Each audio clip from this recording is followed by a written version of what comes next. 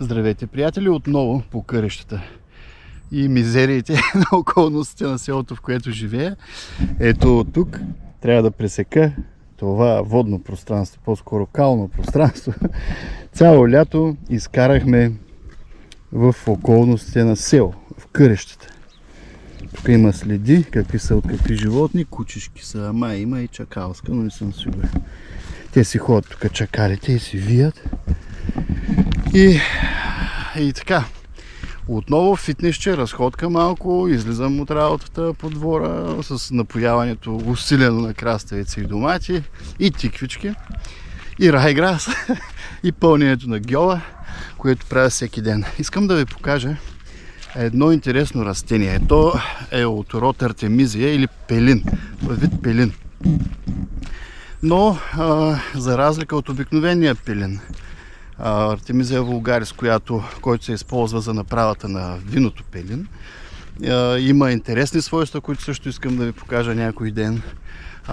Също Артемизия абсинциум, който също е многогодишен и се използва пък за направата на напитката абсент. Между другото обаче вече не се слага в нея.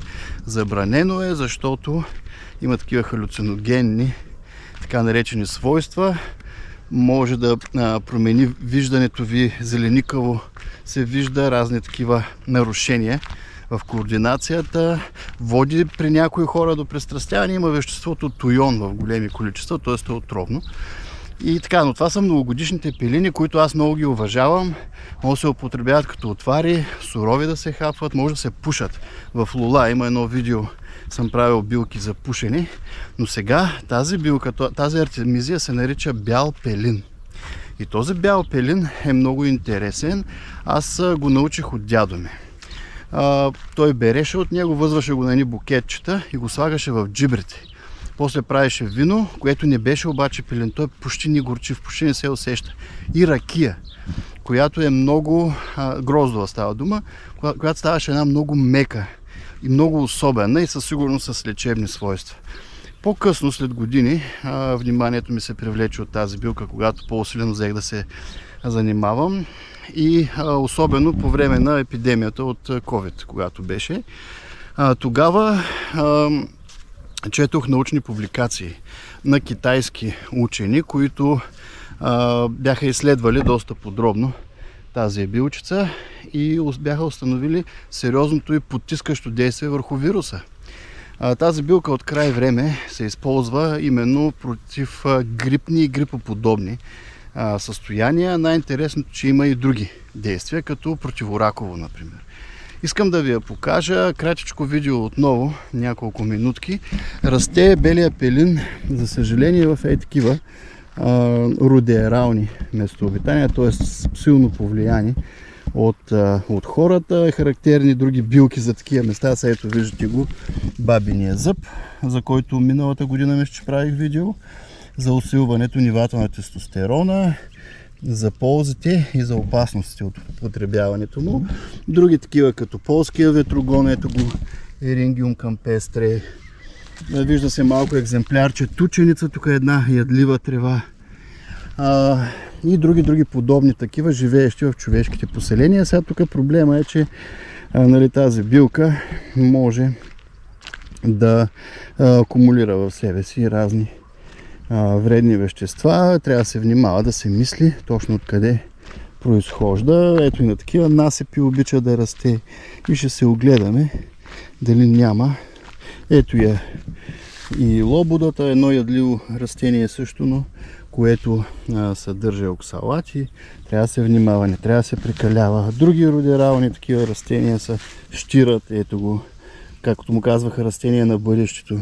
Семенцата му е изключително богати като фураж. Там в далечината се вижда татул, също растението, което използват и са използвали шаманите в Европа и в Южна Америка, може би и Северна, но белия пелин трябва да го намерим. Просто отиваме до татулчета. Тук има огромни татулища в тези насипи. Именно, да, рудералната растителност. Ето това е местообитанието на белия пелин. Сега остава и да го намерим. Нямаше в посоката, в която бях отишъл, но тук, ето пак сред бокуците до индустриална сграда, но намирам. Мисля, че да, виждам го отдалече. Едно прекрасно растение, прекрасен екземпляр от белия пелин. Сега той как може да се използва?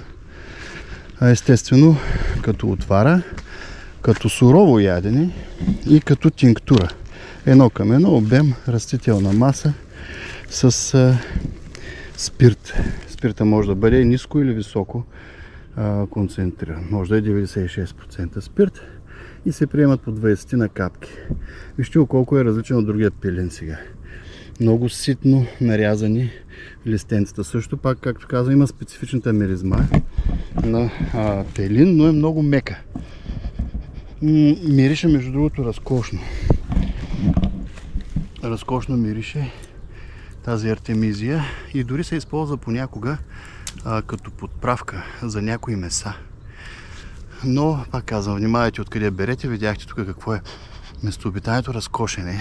Между другото, прекрасен екземпляр. Разкошен. И така, може да се хапва по-малко. Има си същите свойства, също противопаразитни, леко такива психоактивни, но не трябва да се прекалява. Трябва да си направите консултация с фитотерапевт и лекар. Да не вярвате сляпо на видеята. Също се нарича едногодишен пелин. И както българско име, така и на латински точно това значи. Това растение, то се загива. Вижте колко дебело е стъблото. Въпреки това, то е едногодишно. Артемизия ано. Или едногодишен пелин, или бял пелин. Едно от нашите съкровища в флората на България и растение, което има потенциал за изследвания, дори за лечение на много сериозни болести, както казахме, като тези коронавирусите и дори ракови заболявания. И така, приятели, пак не мога да се ориентирам срещу слънцето, но бъдете здрави, берете си летни билки или просто им се радвайте.